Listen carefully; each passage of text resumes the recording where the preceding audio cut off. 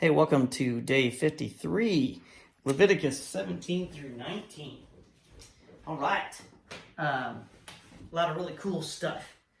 Let's really get into something I alluded to yesterday about the blood. Leviticus 17:11. 17:11 says this: "For the life of the body is in its blood. I have given you the blood on the altar to purify you." So God is giving them this part, the blood that is being shed for them, just like it was shed from Jesus for us. So the blood of all the offerings is being shed on the altar. That was given by God. And Jesus is given by God to purify you, making you right with the Lord. Again, this constant need to be made right with the Lord. All right, and then we get a little another foreshadowing of disobedience. So hopefully at this point you're reading this and they're doing all these things to make atonement for their sins. It's nonstop. All these things they got to do, and that's part of it. And what's going to happen if they continue to disobey?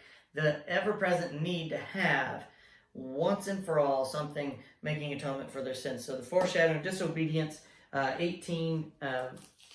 Verse 5, "If you obey my decrees and my regulations, you will find life through them. I am the Lord." Well, yeah, if you obey my decrees and my regulations. They're not going to, okay? You're going to find this little foreshadowing a little bit more and more, but it also predicted that it would happen, especially when we get into some other of the prophets. Sex. Yes, we should do a whole thing on sex, but I'm not going to read all of this. This is absolutely crazy. I have made another sheet. Again, we'll have lots of sheets, but not too many. Obviously, you can look in the concordance and stuff and find references, but they don't have everything. Everything's not there. And many times I'll go to look for something, and I'll look back there, and it just doesn't have where I think I knew something was said. So that's why we're making these sheets, and also it helps put it into our long-term memory. So I made another sheet on my laptop here, and I'll print it out. But there's three columns that I made. One for sex with you and your spouse. Two for homosexuality, and a third column called other. And really, this part over here is mostly the other. Don't have sex with your mom. Don't have sex with your sister. Don't have sex with your brother's wife. Don't have sex with whoever. The other part of this.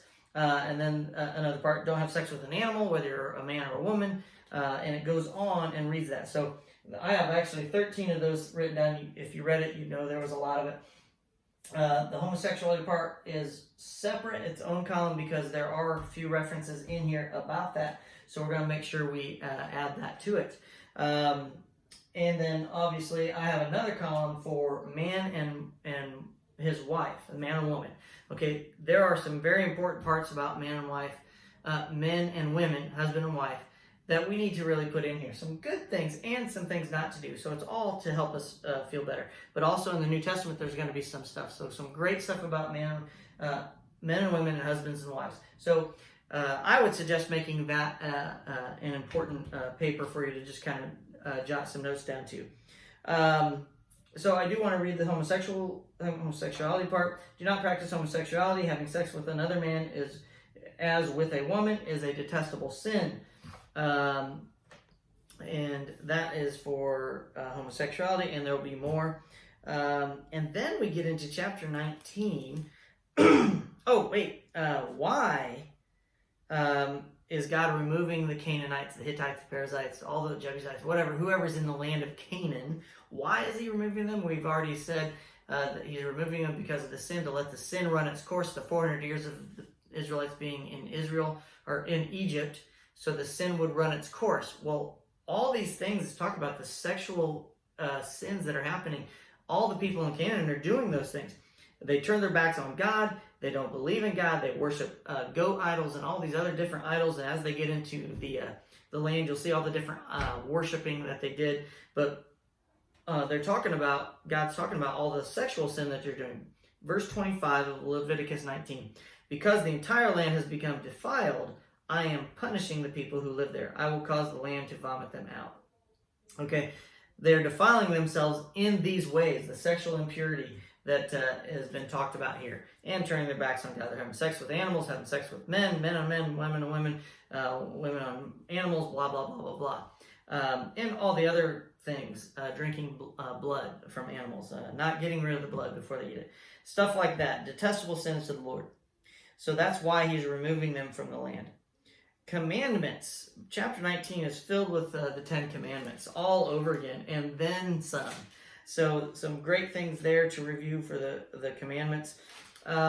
Starting really at the beginning, but verse 3, each of you must show great respect for your father and mother. That, commandment number 5 or 4, depending on how you've ordered them. Do not put your trust in idols or make metal images of gods for yourselves. So, and then it just goes on. Do not do this, do not do that. And a lot of them are the 10 Commandments. And then some different things. Do not eat meat that has not been drained of its blood. Okay, that's not one of the 10 Commandments, but these are commandments. Okay, and a lot of the 10 Commandments are in here. Last thing I want to point out, witchcraft. We already had a witchcraft, mediums, and psychics paper, so if you put that out there, you have a 3x5 card, add this to the list, Leviticus 19, 26, and 31. So 19:26, do not eat, and then the second part of that, do not eat meat that has not been drained of its blood. The second part says, do not practice fortune-telling or witchcraft. It doesn't say that there isn't fortune tellers or witchcraft or mediums or psychics. It says, do not practice it. So I want to make sure I point that out. Don't practice it. Verse 31, do not defile yourselves by turning to mediums or to those who consult the spirits of the dead. It says that it can't be done. It says don't consult with them. So I have all these students that always ask me, it's like, well, do you believe in mediums and psychics? And I was like, well, yeah, I believe that they're people that are doing things they shouldn't be doing.